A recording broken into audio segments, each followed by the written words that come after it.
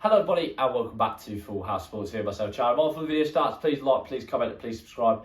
Anything you guys do is greatly appreciated. I'll try and become a one-man sports news bandwagon. Right, it was an entertaining card in Saudi Arabia on Saturday night / Sunday morning. Very bizarre timings, but I get it for US audiences. On the Ring 4 Night of Champions. Now, I did do a prediction video that came out on Friday. My predictions were pretty spot on, apart from Noakes Abdullah Mason. But by the way, fight of the year contender that. Absolutely unreal.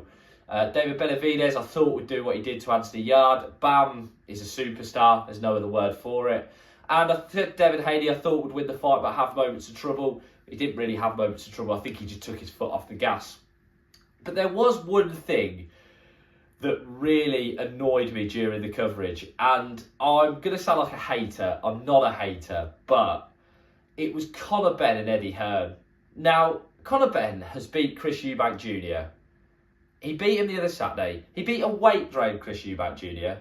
and quite an old Chris Eubank Jr. I think we can all accept the first fight took an awful lot out of him. Conor Benn's still a young man. He's not had the type of fights that Eubank Jr.'s had. You know, he's not been in with the likes of George Groves, James DeGale, Billy Joe Saunders like Eubank has.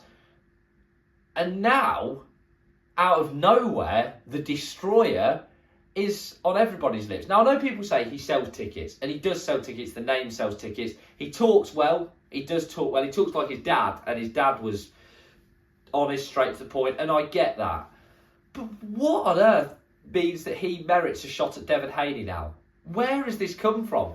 Surely Jack Cattrall has got to be next in line for Devin Haney, or anyone else in and around that weight division.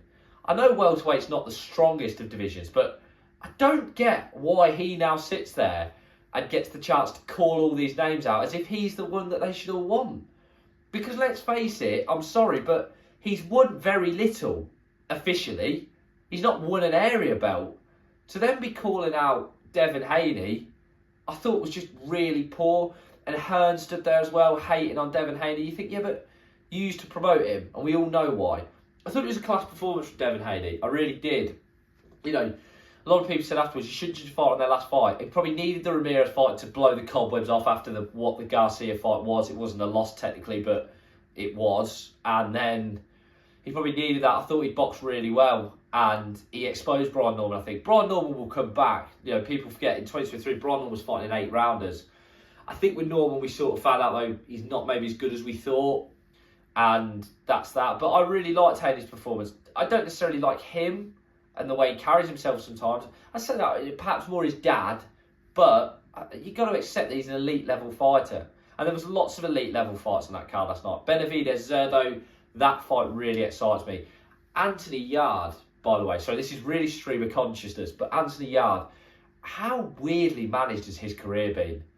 You know, he's had 3 fights with Lyndon Arthur, in which he lost the first one, won the second, won the last 2.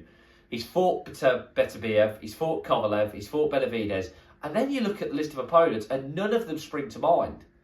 You know, he's not really fought any of the top 15. He's just seemingly been getting WBO and world title shots. I know he comes to fight, and I get that, but don't know, it's a weird career. I mean, he'll have made millions off it, won't he? So he'll be happy. But yeah, very bizarre career, to be honest with you.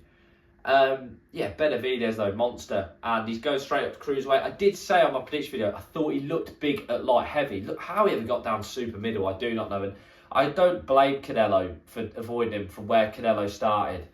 But Benavidez, Zerdo, that's going to be great. So a bit of it's a Cinco de Mayo, it's typical all Mexican stuff, but with a difference, because we used to see the Mexicans down in the lower divisions, but no, this is the cruiserweight division. I thought it was a great performance. Bam is Bam. He's pound for pound, isn't he? Up there.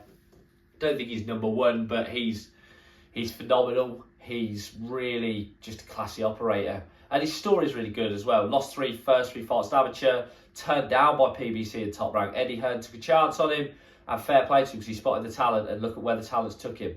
And Abdullah Mason, Sam Noakes, I don't think we will get it again because I don't think it quite warrants a rematch. But Sam Noakes proved himself, really did. I feel like if he'd have just invested in the body a little bit more, maybe, just maybe, we could have seen a top class a win from him. But listen, he's going to get himself in some big fights, and we saw his family there. It was nice to see. All in all, I thought it was a great card. I've not always been a fan of these ring cards, but this one felt really good. Started off with a bang. We saw the excellence of Benn and Benavidez and Haney. We've got some great fights potentially set up for next year.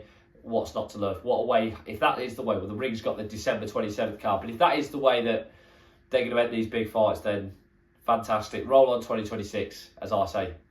As always, guys, have a great day. Please like, comment, subscribe. Have a good one.